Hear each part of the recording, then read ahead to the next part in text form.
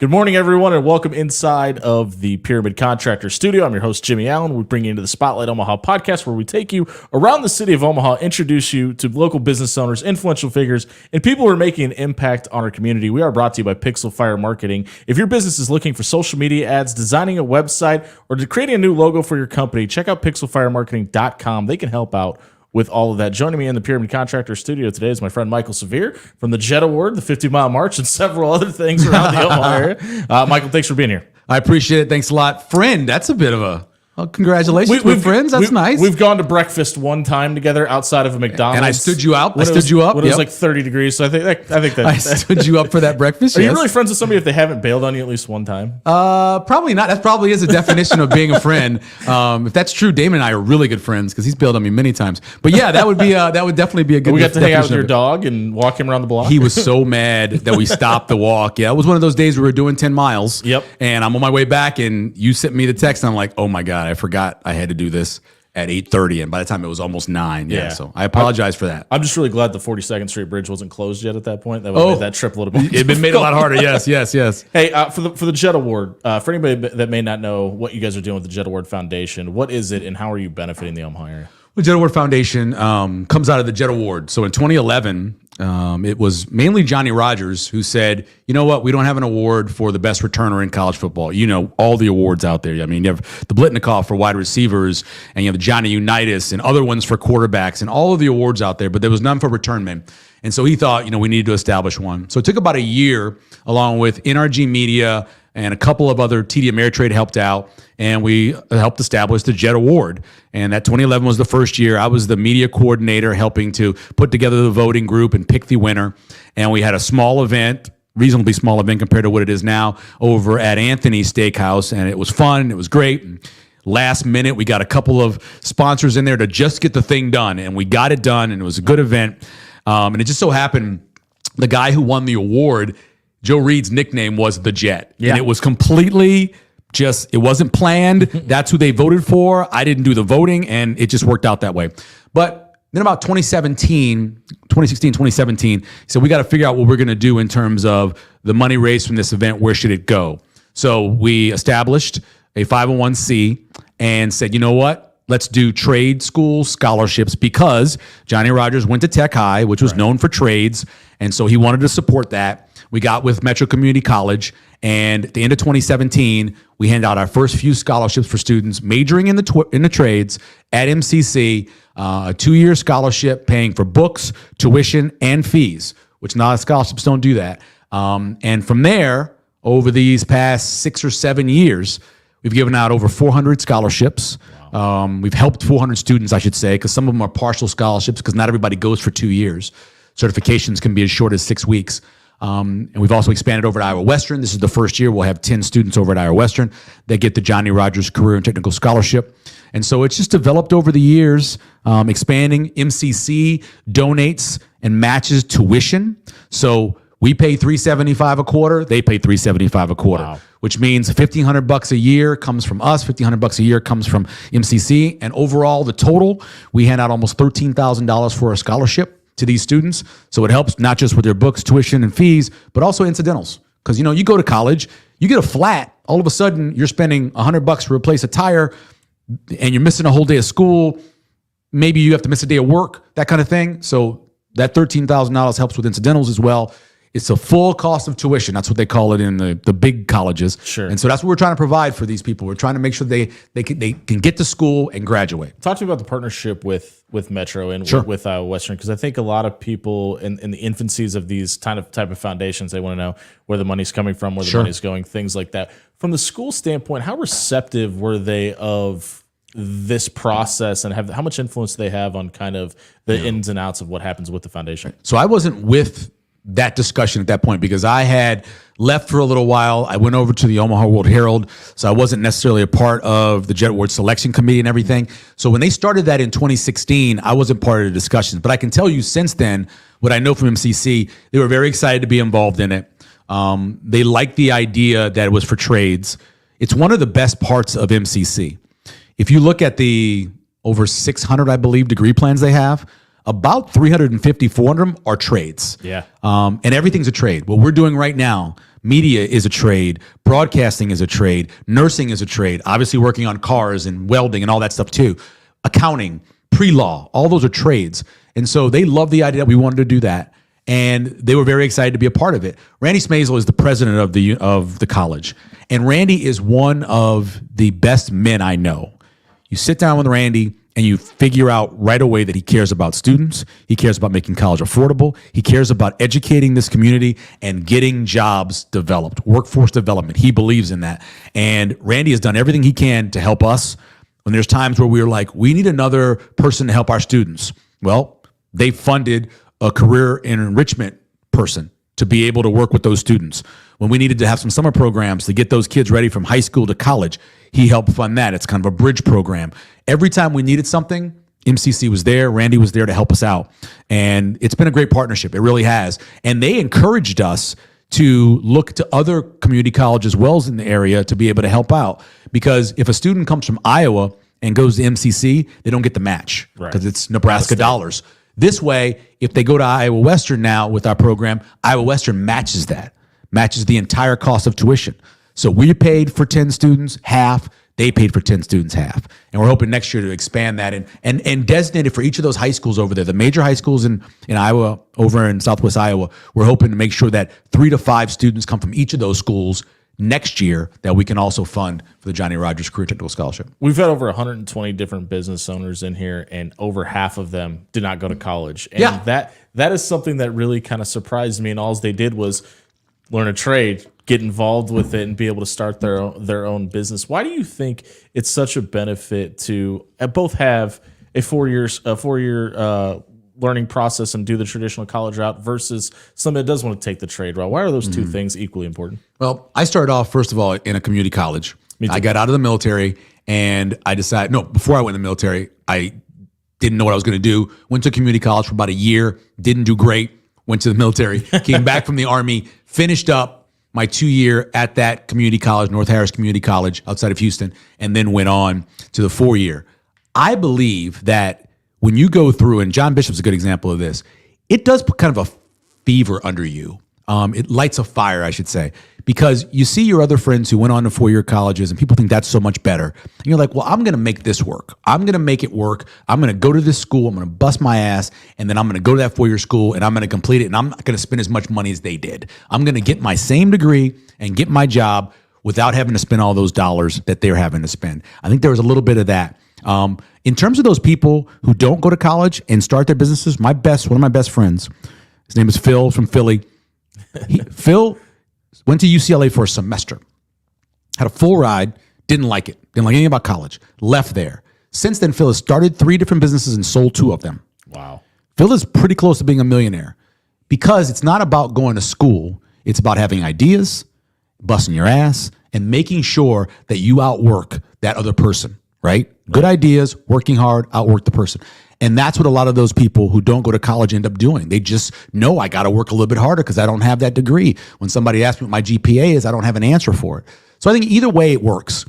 The most important thing, whether you're going to junior college or 4-year college or you are starting your own business, is getting experience through internships or working with other people. If you, no matter what you do to get your degree, if you don't do that step, I don't think you're going to move on and have greatness. The reason why I am where I was in TV and radio is because of internships I did while I was in college. Sure. Met those people, got the experience, real world experience, and then went on and got jobs because of it. Everybody I know that's going through the business, TV business especially, went out, got internships and worked them. Same thing's true if you're fixing cars over at H&H and you go do their residency program they have over there, or if you're at Owens, which is over in Council Bluffs, which is a welding group, same thing. You get in there, you work with people who know what they're doing, you learn, and then you move on and do your own thing. I think no matter what your educational process, that's the most important part of it. Well, I think that's what makes your situation with the Jed Award Foundation so interesting, because I think anybody that doesn't pay attention to your career and looks at it and goes, oh, the guy from the news and the radio station is running a foundation. Yeah. How did you become the director of the Jed Award Foundation, and what life experiences did you have that set you up for success in this position? More than anything else, so when I was in Albuquerque in TV, I was the education reporter there. It was the first I was the first full-time education reporter in the country. Albuquerque and New Mexico had one of the worst education, well, they still do, one of the worst education programs in the country. And so one of the stations there, the Channel 7, actually related to Channel 7 here, owned by the same company, decided we're going to attack education, and we're going to do it by putting a full-time reporter on it.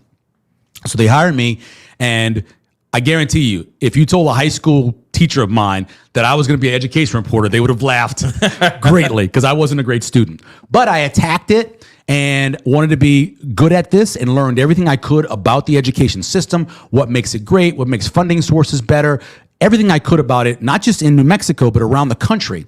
And so working there and being around education, I kind of fell in love with it. I still follow it pretty closely now. So when they came to me, Denny Drake, Coach Reed, who was at Central for a number of years and a longtime golf coach as well in the area, and Johnny all came to me and said, hey, we want to have you as our executive director. We need somebody full-time, because before that, everybody was volunteer, including myself. I said, I'm not sure. I got a job that I like. I want to stay at this job. I got great insurance. I got a great pension. I like this. And they came back to me about a year later and said, look, we got a grant from a local organization, and they want an executive director. They want to help us with it. It's a 3-year grant, and they asked for you. Just so happens one of the women who worked for that organization, our sons played Little League Baseball together. Gotcha. And so we spoke a lot, and she knew me, and she said, I think Michael would do a good job at this. And I had to learn a ton. I really did. I didn't know what it was like to be an executive director. I went through NAM, which is the Nonprofit Association of the Midlands. Those people are incredible. They basically say, here's what you need to do. Here's your layout of responsibilities and everything you need. I followed that, put everything together we needed, and now I'm just kind of flying by the seat of my pants, doing everything I possibly can to help the organization. Still learning every day? Every day. Like, for example, we have an event tomorrow. It's over at Hurrdat Sports Bar, and it's an auction and a round table kind of kicking off the college football season.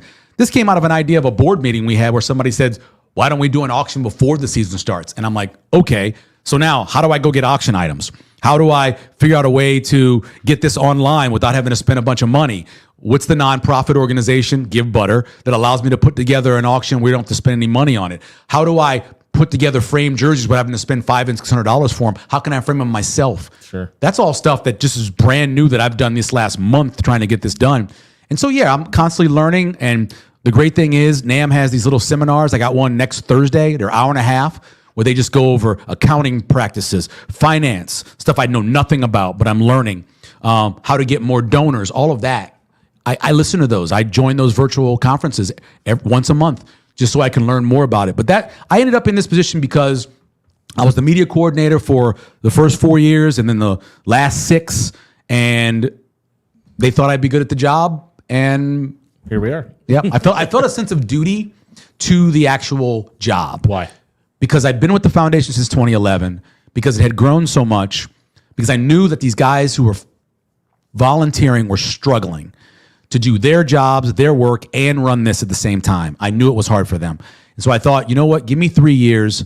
Maybe after 3 years, this thing can be self-sufficient. We can get endowments done. And if I went on to something else, it'd be ready to go, and no one would have to touch it again. It could just run by itself.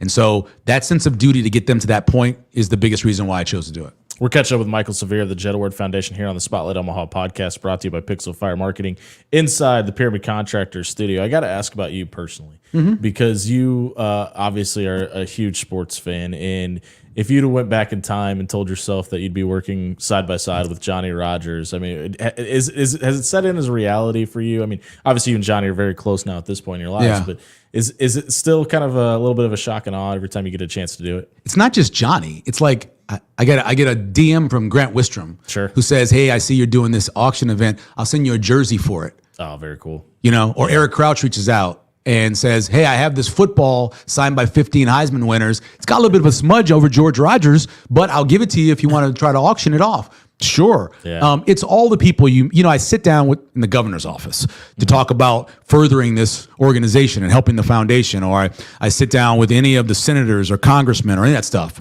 When I was a kid, I want to say I was about 11 or 12 years old, the 2 things I wanted to be growing up, 3 things. I wanted to be Howard Cosell. Okay. I wanted to be the center square on the Hollywood squares. Who was it when you were growing up? Paul Lynn. Okay. And the third time, now see it's Whoopi Goldberg for me. Is it really? I haven't watched since. Well, that's who it was when it came back in the 90s. When it came back, because it went away in 86 and then came back in 88, 89. And then the third thing was, and this developed over the years, and this is really a dream. I wanted to be the spokesperson for the president. Oh, okay. I wanted to be C.J. Craig on West Wing. No. Okay.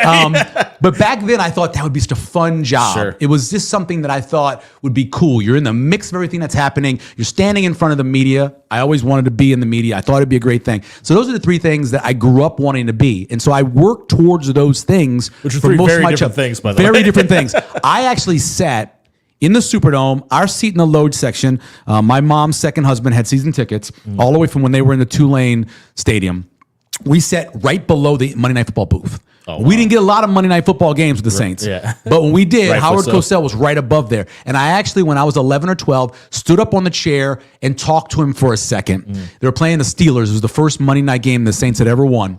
And I'm talking, I'm like, and I could do his voice. I used to imitate him all the time. Sure. It was a great little conversation. He was very nice. He was receptive? He was very That's nice. great. And towards the end of his life, as most people know, he got to be kind of a grump and a mean man. More what I was asking. Yeah, at that point, he was still cool. And so, yeah, I wanted to do that. I wanted to do Hollywood Squares. I wanted to be a spokesperson for the president, all those things.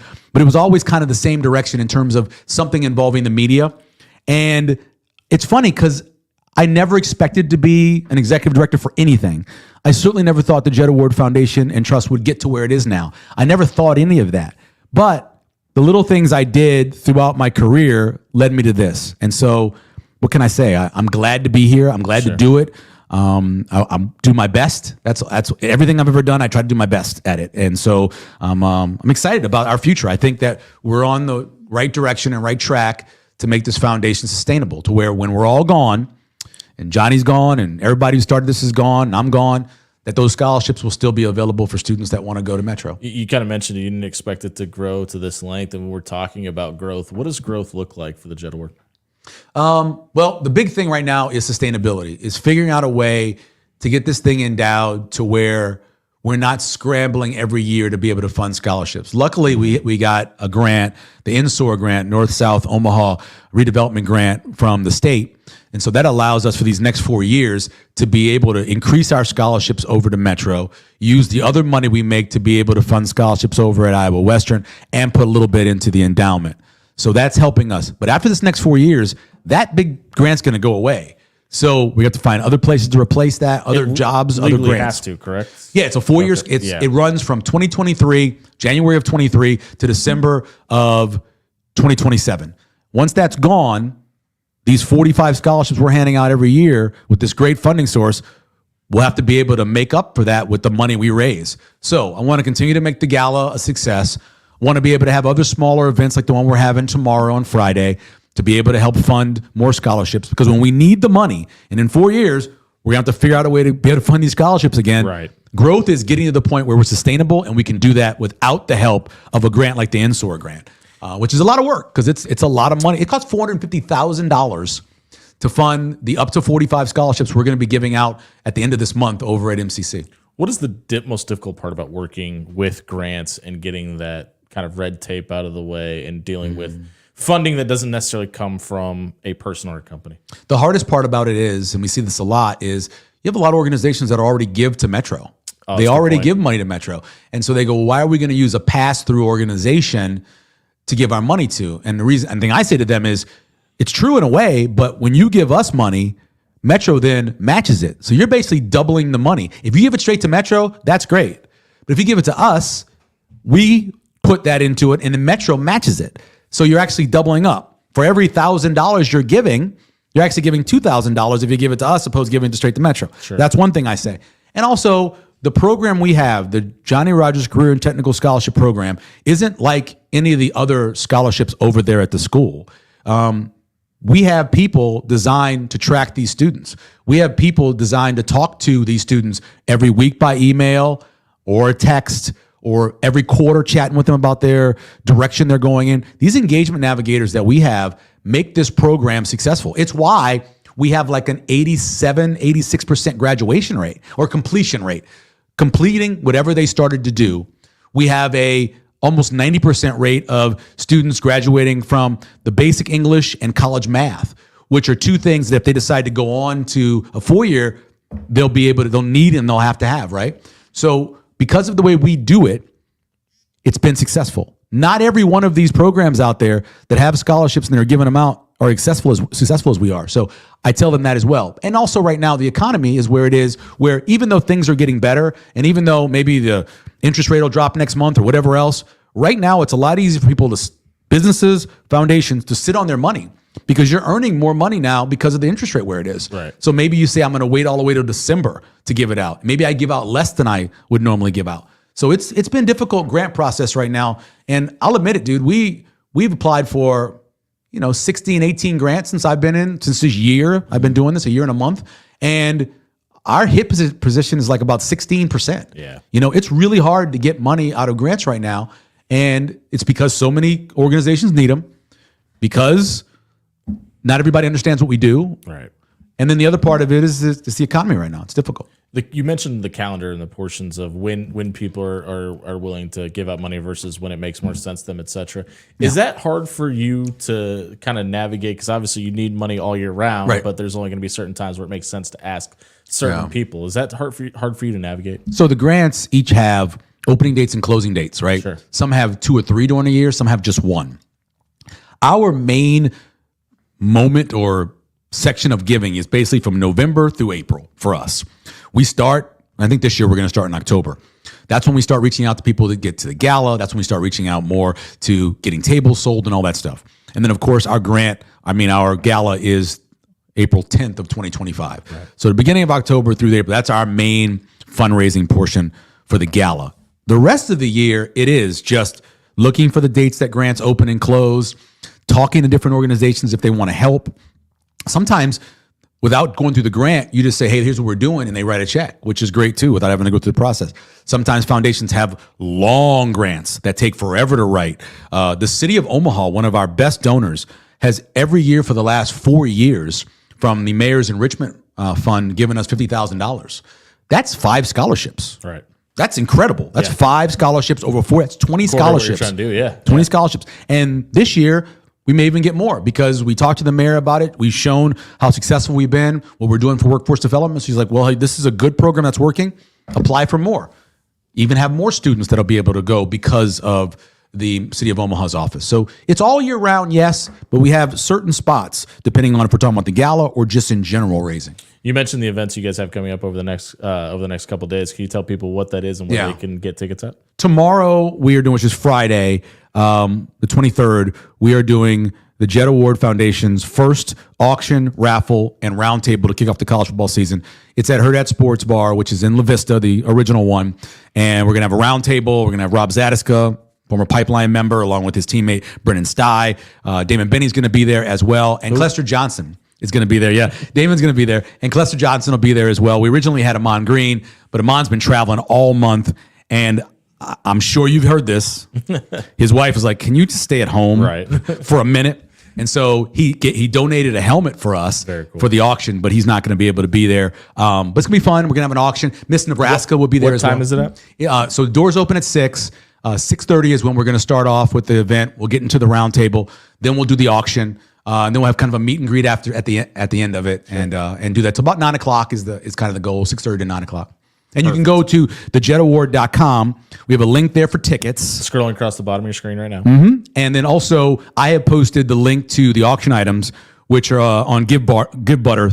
If you go to givebutter.com and look up the Jet Award, you'll find the auction there and see all the items. Obviously, with all the hats that you wear, and I'm sure your wife's asking you to stay home at some point too. I don't know. It depends. You're also a big part of what they're doing with Jay Morales and his team, the 50-mile march. Yeah. You're a former military member, which you just mentioned. You're a veteran. How big of a role does your military experience play in your day-to-day life? Man, it saved my life. I tell people all the time. I was a kid who didn't do great in high school and school. Got by just on my wits, really. And then went to that community college, North Harris Community College. I didn't do well. I was working a couple jobs. And a buddy of mine who since passed away, Desmond, said, hey, you want to go to the military? And I was like, what? I'm thinking about joining the Army. And I'm like, Okay, I'll go with you to the MEPS. Sure. Desmond did not join. Okay. I did. And it straightened me out, man. Basic training is the best way. And my wife always jokes about this. You go one or two directions when you join. Yes, maybe it'll straighten you out, or maybe you go a little nuts. Sure. Or maybe both. Sometimes, I don't know. I was about to say, sometimes both, yeah. And so I went to the Army, and I love the structure and accountability and results, right? You do this work, you do this, you get this right. Sure. You know, you work hard on this, you do push-ups every day, you're going to get better doing push-ups. Yeah. You work on it. I was a helicopter maintenance guy. You study your helicopter, you learn your helicopter, you know more about your helicopter, you're better at fixing your helicopter. Right. All of those things I love about the military, and it really straightened me out to the point where when I got out, I had a lot of credit still to get. And I essentially graduated in about 6 semesters, taking 24, 27, 19 hours. Did that structure help you understand doing work gets results, and that's why college was easier for you afterwards? Yeah, it taught me that the harder you drive, the more success you have. And I know it doesn't work for everybody. I know you have bad luck. But for me, the more work I put in, the more hours I put in, the more success I had. And that came straight from the military. It came straight from the Army. Drill Sergeant Yoder and Drill Sergeant Yeager, those two guys, which is very funny and very. Wow, okay. I used to mix them up all the They time. couldn't do that again if they tried. Thayer and Yoder, pardon me, and I would mix them up all the time, and every time they'd make me drop. And as I was doing push-ups, they'd go, my drill sergeants are Drill Sergeant Yoder and Drill Sergeant Thayer, because I'd mess it up every time for each one. So, but anyway, yeah, it really taught me that it also teaches you structure. So they give you this book when you start in the Army or the military. It's a green book. It's like the Bible for us. And it teaches everything you know. Everything you need to know. Like the nomenclature for grenades. What do you do if there is 3 rings on a metal thing? What do you do in terms of putting on your mask? That means there's an attack and it's chemical. It teaches you everything you need to know from the beginning of how to lace your shoes. It's left over right, by the way. What foot you start off when you march. It's left foot first. It teaches you everything from the beginning of the book to the end. It's kind of like that poem or the poster, Everything I Learned in Life I Got in Kindergarten. Yeah. It's that book. Sure. And I love that. I loved the green book. I loved the fact that we went to test and it was go or no go. There was no middle ground. You either were a go or you were a no go. Love that. And I kind of took that into my life in terms of when I try to accomplish things as well.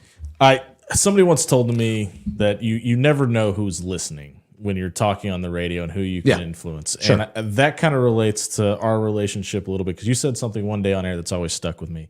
You can always fix something that's wrong in your life by getting up earlier in the day. Why is that true? I completely believe that there are going to be times in life where you're going to encounter things that you can't overcome. It's just life. Right. You know, my sister passed away a couple of weeks ago. It was one of the hardest things I've ever been through. My son was born with a syndrome that was devastating us when he was born. He's going to college. He's moving in today to his college. There's things you can't overcome, but... This is Miles, correct? Huh? Miles, yeah. Congrats, Miles. Yeah. So there's things you can't overcome because you just can't. But I truly believe if you have something up, you're up against something, just get up earlier. It allows you to work longer. It makes your day longer. It allows you to get more ideas in, and it allows you to get things done. If you think that you can't get a workout in because you're so busy, get up earlier. Sure.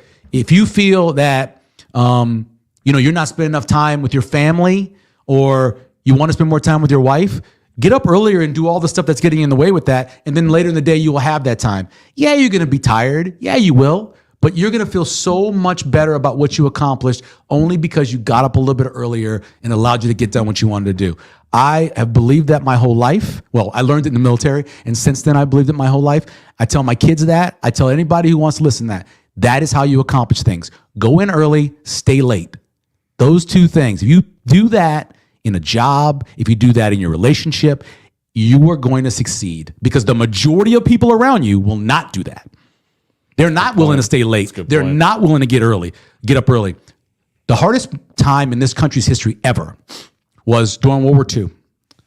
When World War II ended, all these men came back from the military, and you had women already doing some of these jobs, and you had this flood into the jobs, right? Just all these different professions. You had way too many people. I talked to a guy who was worked for one of the helicopter companies back then, and he told me, he said, who they hired were the people who were willing to come in early and stay late. You had all these millions of people going into the job world. They hired the people who are willing to get up early, come in early, and stay late. Somebody might get mad and go, well, the professional's taking advantage of them. Say whatever you want. They got the job. They had the opportunity to do it. They had the opportunity to be able to feed their family. They had the opportunity to be able to move on in their lives. That's what you're looking for. And if it's getting up an hour earlier, do it. We're catching up with Michael Severe from the Jet Award Foundation here on the Spotlight Omaha podcast, brought to you by Pixel Fire Marketing inside the Pyramid Contractors studio. When we talk about being a newscaster, being on the radio, being a dad, helping run a foundation, helping being a veteran, and helping former military members, how do you balance all that out through the day? I'm not a big sleeper. Never been a big sleeper. And I'm a list maker. Like I have so many drafts in my Gmail. That's where I keep everything. And I'll make a list for everything of what I need to get done. The calendar on my phone is so valuable. I have everything listed in there. I keep track of what I do. How often do you get through all of it every day? I try. I mean, there are times where you got to move stuff. I'm the same way. There's usually 3 or 4 at the bottom. We're like, that's a tomorrow problem. Move it to tomorrow or the following week, or you just get everything you can get done, and then you say, I'm gonna go to bed. I'm gonna get up. I'm gonna start over. The thing about this week, which is crazy, but think about this week. So tomorrow or today, my son moves into school. We're going to go to UNO. Okay. We're going to help him move into his dorm and all that stuff he needs to do. Right. I had a 2 o'clock that I had to move to 1 because of Miles moving in. So I'm going to do that. Then after that, I have about 3 other things. I got a podcast that I'm going to tape at about 6 o'clock tonight. Thanks for Let it fly. And then I'm going to turn around tomorrow on Friday, and I got to go down to Lincoln to interview Matt Rule for a Big Red Wrap Up. Mm-hmm. I'll come back. I got to get all the stuff. I got to get my kid to his new job, my youngest. I got to get all the stuff over to her dad's sports bar for that. Mm-hmm. And in between, I set a meeting up at about 2:30 that I need to knock out a Zoom because somebody needed to talk about what we're doing with our scholarships. Sure. So and then Saturday, we get up in the morning. We got a couple things to do in the morning with the kids. And then I head off to Lincoln for the 50-mile march. 22 hours later, that'll end. Yep. My wife's got a fantasy draft at 6 o'clock. Does she know what pick she is yet? No, she does not. Okay. And last year, the year she wasn't there because she had to go to an event and we had to draft for her, me and the kids. Yeah. She actually had the second overall pick. It was the highest she'd ever had. Oh, of course. Yeah, when she wasn't there. So that's then. It's just, there's always a ton to do. And you just do one thing at a time. Somebody said something to me that registered last week. They said, if you need something done, ask somebody who's busy. That's a great way to put it. It's very true. True. What's the best part about being a dad? I was thinking about this the other day, and I literally was. It was Tuesday. I was at the grocery store where I am a lot. The grocery store is my place of zen, by the way. Sure. You've told me that. I worked at the grocery store when I was a teenager. I love the place. I love shopping for groceries, finding discounts, getting fuel points, whether it's Hy-Vee Bakers or Costco or wherever. I like to shop. Are you a grab from the back of the shelf kind of guy? That's a trick I learned from I'm a produce guy. Okay. And so fresh produce is my ultimate goal. Sure. I worked a little bit in the dairy, so I always grab the milk that's farthest back, even though we crush milk before the expiration date. And so I work a lot on that's big on me. But in general, what I was thinking about that Tuesday when walking through the store is that every day, at least every day, they do something that makes you think they're going to be okay. Even still to this day at their age? Still to this day, they do something, I go, they'll be okay. My youngest really stressed out about his sophomore year because he's working a job now because next summer he's going on this band trip. Okay. It is a 5-city, 5-country, 15-day tour, Paris, France, Austria, Switzerland, and Germany. Is that through Omaha Central? It's a group that every 2 years, all the kids from Nebraska who sign up for it go. Oh, very cool. Okay. And so he's got a job because he's got to help pay for it. So he's working a job. He's in the band. He's a tuba player in the band, and he's got his school. He's got a bunch of advanced classes. And so he was really nervous about just the whole process. And Tuesday morning, he said to me, I'm feeling better about this. I think I can do this. I think I have a schedule that can make this work. I think I can. And that made me feel great because Thursday and Friday, he was just miserable, worried about how this was going to work. It's amazing what the process can do. It's amazing what the process can do. Same thing with Miles. Miles had 40-some surgeries. Miles has had all this stuff done to him. Miles had all this stuff go through in his life, and you're not going to find a kid that's happier. You're just not. I've never seen him without a smile. He's always smiling. One of the teachers at Central did a podcast in Lincoln, brought him on to talk about that. Why are you so positive with all the stuff you've been through? And he goes, it's just all I know. I know being positive. And I watch him must get that grow. from his mom. I guarantee it's just from his mom. But I watch him grow, and I think to myself, he's going to be okay. I mean, I worried about it a lot growing up. Like, how would kids treat him in school because he looked different?